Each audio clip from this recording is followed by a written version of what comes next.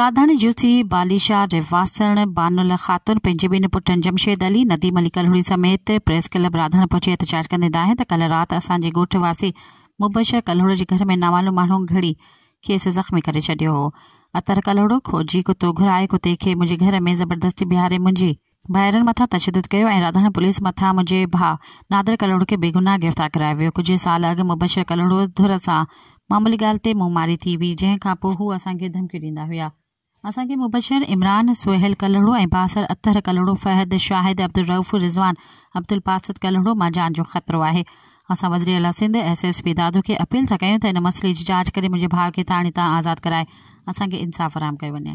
मज़ीद ख़बरनि ऐं तफ़सीलात लाइ विज़िट कयो असांजी वेबसाइट www.awamiNewsHD.com ऐं ॾिसंदा रहो अवामी न्यूज़ HD।